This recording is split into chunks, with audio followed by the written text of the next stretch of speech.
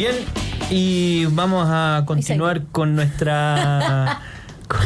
con nuestro programa, y tenemos un gran invitado. A propósito, un tema que conversamos ayer. ¿Quién nos acompaña, Mara Sellini? Nos acompaña Gustavo Baer. ¿Lo pronuncié bien? Sí. Muy bien. De Comunidad y Justicia, abogado que ha estado muy enfocado en el tema de la Ley Zamudio 2.0, que hoy tuvo su tramitación en la Cámara de Diputados, pero sigue siendo un tema tremendamente vigente. Lo conversamos desde otra perspectiva la semana pasada, pero ahora, Gustavo, nos encantaría que nos contaras un poco cuáles son estas modificaciones a la Ley Zamudio, o la gente que nos está escuchando, la Ley Antidiscriminación, Ley Zamudio, qué es y cuáles son las modificaciones que se estaban buscando generar en esta instancia en el Congreso. Perfecto. El proyecto de ley que reforma la Ley Zamudio, la Ley Antidiscriminación, nace efectivamente para reformar esta ley. En el año 2019 es presentado como una moción de algunos senadores, hoy día uno de los cuales es ministro, el senador Elizalde.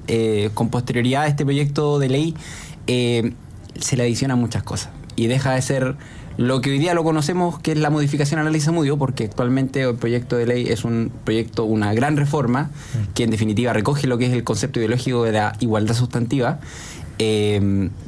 y modifica diversas normas, o sea, el Código del Trabajo, el Código Penal, la Ley de Compras Públicas, etcétera. Podemos ir a cada una de esas modificaciones, pero es una macro reforma que de alguna manera afecta diversas aristas de la vida de las personas con el nuevo y sagrado concepto de la no discriminación.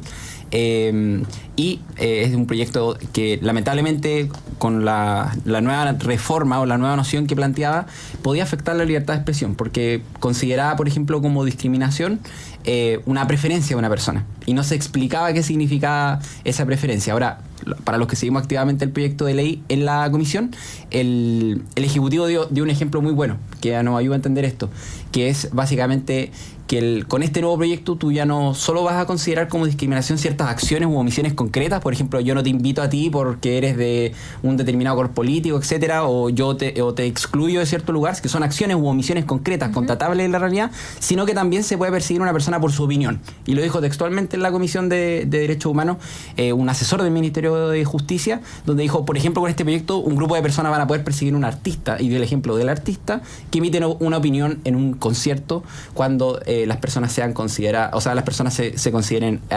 agredidas por esa opinión. Mira, qué tremendo. Vámonos un poquito a lo que todos entendemos como la igualdad ante la ley, y entender bien qué implica esta igualdad sustantiva, esta cosa media arbitraria también que salía dentro del proyecto, si no me equivoco, discriminación arbitraria, y cuáles son sus implicancias, no solo en la libertad de expresión, sino que hoy día en cómo finalmente estas preferencias, elecciones terminan acusando a las personas como actos de discriminación. Exacto. Mira, el concepto de igualdad ante la ley es un concepto que está de alguna manera reconocido como un derecho en nuestro derecho constitucional, en la Constitución, en el artículo 19, número 2 de la Constitución Política de la República, y este proyecto avanza en un concepto de igualdad mucho más diferente a este concepto de igualdad, que es un derecho, como decía, un derecho fundamental, que es la famosa igualdad sustantiva, o conocida como igualdad de resultados, que de alguna manera, para decirlo a las personas en el lenguaje lo más sencillo posible, es que busca consagrar una supuesta igualdad o equidad en el plano material sin importar las consecuencias, o sin importar de alguna manera los medios por los cuales se provee para eso. Y para ello, por ejemplo, puede afectar la libertad de expresión de una persona. O para ello, por ejemplo, puede afectar o puede meter la mano en la urna, por ejemplo, asegurando ciertos cupos. Entonces, el concepto de igualdad sustantiva estaba presente en este proyecto. También se hablaba mucho, por ejemplo, de estos famosos grupos discriminados. La igualdad siempre ha sido una cuestión que se juega en concreto. Uno evalúa las circunstancias de una persona para ver si está en una posición de igualdad o desigualdad. Pero con el proyecto de ley, ahora te bastaba pertenecer solamente a un grupo, claro, para de alguna manera tener esta ventaja y poder demandar a otra persona en virtud de esta ley que contemplaba sanciones que eran realmente horrorosas y desproporcionadas, y que incluso llevaron hoy día a miembros del oficialismo a abstenerse respecto al proyecto de ley y generar su rechazo en general en segundo trámite constitucional. ¿Y ahí cómo varió esa discusión? Porque al principio se veía que esto era una posibilidad cierta que fuera aprobada esta iniciativa, pero finalmente hoy parte del oficialismo, parte importante del oficialismo, se abstuvo finalmente. Exacto. Y por tanto se rechazó en general esta idea. Sí, el proyecto, como bien destaca, fue rechazado ampliamente, la verdad. Fueron 69 votos en contra y solo 63 votos a favor y hartas abstenciones, 13 abstenciones, entre las cuales tuvo la Democracia Cristiana, que no es parte del gobierno, pero estuvo diputados de la bancada del Partido por la Democracia. Incluso hubo hartos parlamentarios de la centro derecha que no estuvieron presentes en la votación, o sea, podría haber sido con mayor holgura. Y esto fue precisamente porque el proyecto tiene estas deficiencias, afecta a la libertad de expresión. Esto fue algo que se discutió hoy día en la sala, y además tenía otras deficiencias que son, yo creo que son más de índole procesal, que tienen que ver, en palabras sencillas, con cómo se tramitan las acciones, las demandas por no discriminación.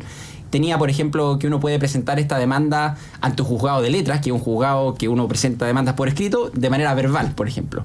O tenía plazos sumamente excesivos para poder interponer esta demanda. O sea, podía transcurrir un tiempo bastante excesivo desde que ocurrió este hecho discriminatorio y poder plantear la demanda, o incluso también lo que se habló mucho en la Cámara, que era derechamente la inversión de la carga de la prueba. O sea, si yo te acuso a ti de que me discriminaste, tú tienes que de alguna manera probar que no me discriminaste. O sea, termina con la presunción de inocencia tal como la conocemos. Exacto. Yo tengo que exacto. probar que no te discriminé. Exactamente. En vez de yo ser considerado inocente desde un principio hasta que tú pruebes que yo te discriminé. Lo normal es en la vida en general, no solo en el derecho, es que si uno dice algo tenga que acreditar lo que dice. Claro. Pero aquí en este caso era, yo te acuso y tú aparte me tienes que acreditar. Y además, para agregar solamente, había una norma que establecía que toda un artículo, que era el artículo 18 de la ley 2609, que todas las normas de la ley 20.609, conocida como ley Zamudio, tenían que interpretarse siempre a favor de la persona que demandaba. O sea, y esto de verdad que fue un gustito del oficialismo con los 7 diputados que tienen en la Comisión de Derechos Humanos. Y también tenía que ver con un tema de como acción u omisión. O sea, si Exacto. yo omití se considera como un acto discriminatorio. Eso como es rarísimo. Es como no hice algo, entonces discriminé. Exacto. O sea, te podían acusar porque si tú no haces algo y eso se te considera como discriminación, tú de alguna manera tienes que probar algo que es imposible, que claro, en realidad es un como, hecho negativo. yo omití a propósito, no lo hice. O sea, si hay una pelea ahí al lado, yo tengo que ir y pelear al mismo tiempo. Exacto. O sea, si no puede haber sido omisión. Bastante raro. Oye, te quería preguntar, porque creo que esto es un tema que sobre todo a nuestros auditores que son padres es tremendamente relevante. Y en el artículo 2 hay una consideración de una discriminación arbitraria en cuanto a ciertos tratamientos psicológicos. Lo que hace, o lo que yo entiendo al menos de esta norma, es que esta ley determina que los tratamientos psicológicos afirmativos son aprobados, y cualquier otro tipo que busque cualquier otra forma de rehabilitación o acompañamiento estarían vulnerando esta ley, serían discriminatorios. Exacto. Este proyecto afecta distintas aristas de la vida y como tú bien señalaste, afecta la familia. Tanto en el artículo 2 como en el artículo correspondiente a la legitimación activa, que por tiempo evidentemente no lo podemos abordar, pero afecta a la familia en distintas partes. Y en lo que tú bien señalas, Mara, el artículo 2, inciso tercero y final, vinculaba en el tema de la discriminación nuevamente con lo que es un error, que es el tema de la homosexualidad y el transgenerismo. Uh-huh. Incluso personas que están a favor de esta reforma decían que es un error seguir vinculando este proyecto de ley con un supuesto grupo discriminado y no en definitiva con todos los chilenos. Esta es una ley que debería ser el paraguas de la no discriminación para todos los chilenos, no solo para un grupo determinado que es el que en definitiva hizo el lobby para que este proyecto de ley avanzara tan rápidamente. Entonces, en el ámbito del artículo 2, incisos tercero y cuarto, el proyecto de ley establecía como discriminación todo acto, práctica, tratamiento de carácter médico, psicológico o de cualquier otra naturaleza. Por lo tanto, también eso incluía, por ejemplo, también una orientación de carácter espiritual que tenga por objeto modificar la orientación sexual y la identidad de género de una persona o de un grupo de personas. Este artículo estaba hecho precisamente para perseguir a aquellos que presentan o prestan una asesoría en materias relacionadas con la orientación sexual y la identidad de género. Y profundizando aún más en eso, hay un artículo también en donde se dice que tanto una persona natural o jurídica, en caso que le parezca que se están haciendo tratamientos que no le parecen, puede quitarle la potestad a los padres o reclamarla para poder interceder por un niño.